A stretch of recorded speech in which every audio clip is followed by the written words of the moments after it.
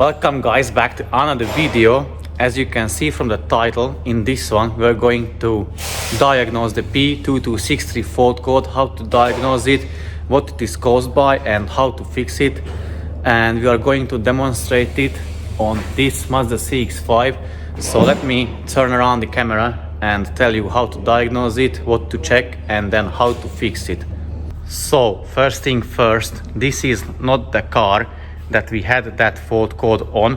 However, this has the same fault code as well, but it came for different reasons anyways.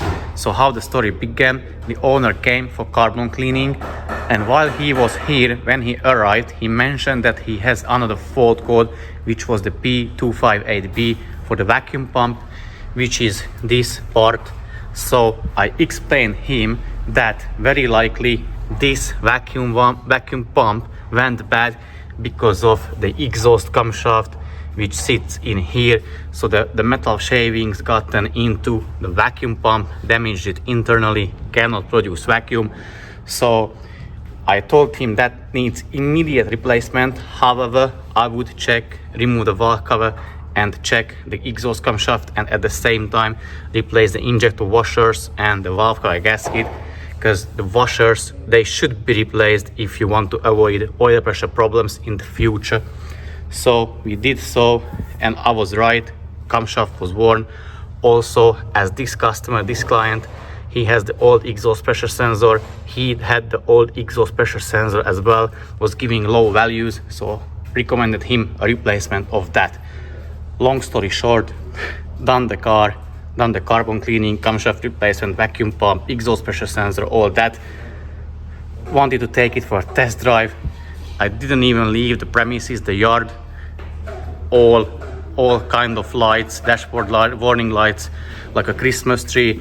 So immediately turned around, scanned the car, checked, and it was the P2263, which the car was complaining, the ECU was complaining about the boost pressure problem or issues. So basically didn't get enough boost.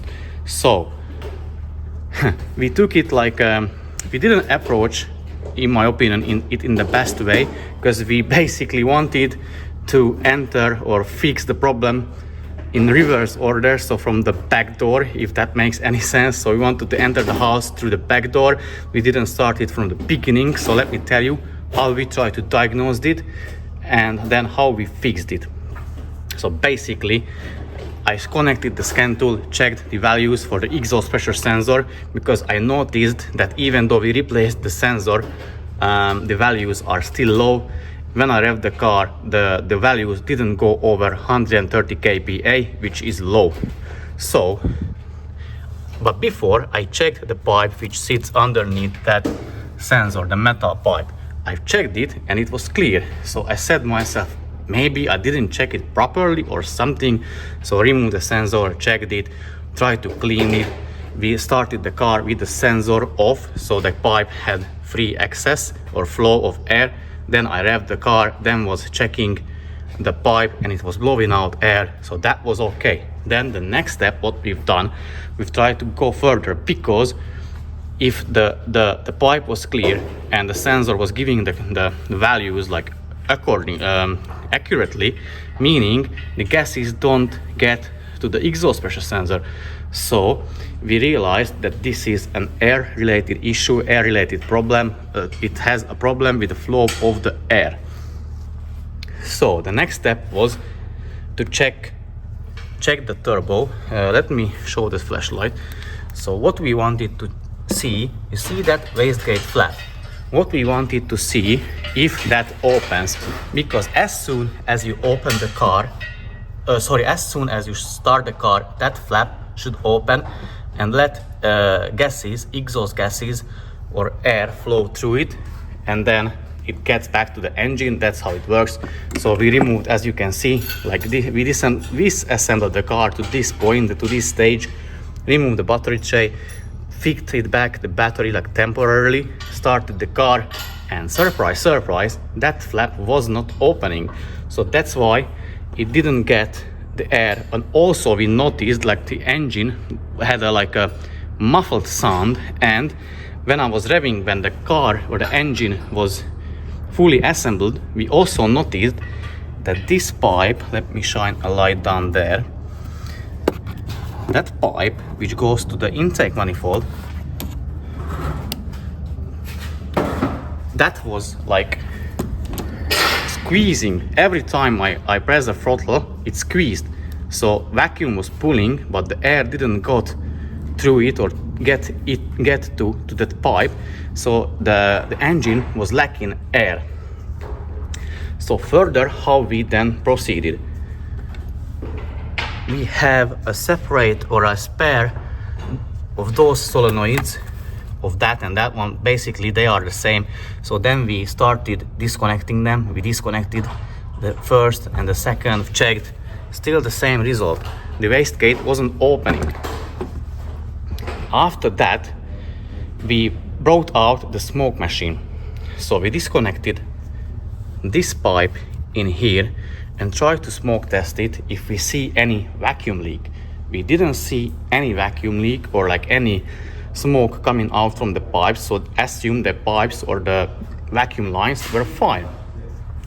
Then we brought out the vacuum pump or the vacuum pump gun, the Mitivac, and what we've done basically, again, fitted back the battery temporarily and connected the vacuum pump to this nipple. If I pull this one off,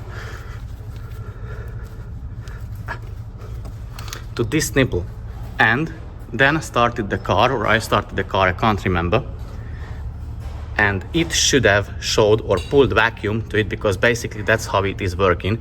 The vacuum is coming from here, and the vacuum gun or the gauge didn't go all the way down. It stagnated at 15 inches in mercury.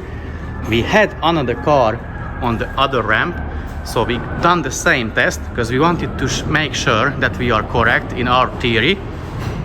So basically we've done the same, connected the vacuum gun to the another car, and it straight away went down to 30 inches in mercury. We knew that vacuum is not coming from, or the full vacuum is not coming from the vacuum pump. So I said, maybe the brand new OEM Mazda vacuum pump is faulty. We never had that issue, but it doesn't mean we can't have it. So next step was, I wanted to replace the vacuum pump because we have another one in stock. However, like we thought still that it is very rare that it can fail, so let's investigate it a bit further. And just what we've done, we just basically checked that nipple.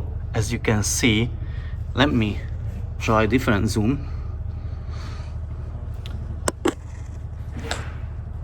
So that nipple has a tiny little hole, and you wouldn't believe what happened. As we were doing the carbon cleaning with the walnut shell media, one little piece gotten into that hole and was partially blocking it, and that's why it wasn't producing, it was producing the vacuum, but it couldn't get through to this pipe, and that's why it wasn't opening the wastegate. So with the pick tool, I cleaned it, assembled everything back together, and the car was working. So that's why we think it is very important to diagnose everything properly and not just change the parts. Why I said that we went it from the back door, or we entered the house the back door, because basically we started from the end. We should have checked straight away here where the vacuum is generated, and we would have found it earlier. It took us 2 hours to diagnose it, find the problem and fix it. But I believe this is the proper way how a mechanic should get the things done, not just changing the parts, because we could have just start changing parts, and technically we could have changed the vacuum pump, the brand new vacuum pump which was functioning. It just got a little tiny piece into the machinery, and that's why it wasn't working as it should. So guys, I just wanted to share you with this little information. I hope the video wasn't too long, and I believe, as I said, this is the correct approach how to fix the things, not to change them, just for the sake of like making money or making more money out of the client.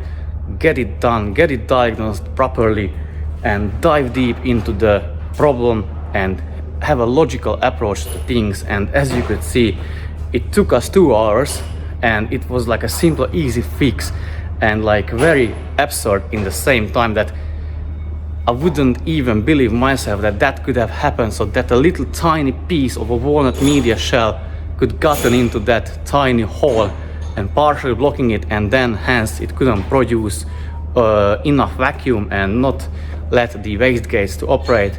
So yeah, that was it into this video. Thank you guys very much for watching, and see you very soon in the next video, which will be about this car, because this is the one I already removed the bottom. I've checked the bearings, they are fine. So now I'm going to remove the valve cover and prepare the car for carbon cleaning as well, which will be in the separate video. So as I said, thank you very much guys for watching. Have a look at the new hex light we bought. We experimented with it, so we're going to get more. They are very expensive, to be honest. But anyways, thanks for watching, and see you soon in the very next video. Take care and bye bye.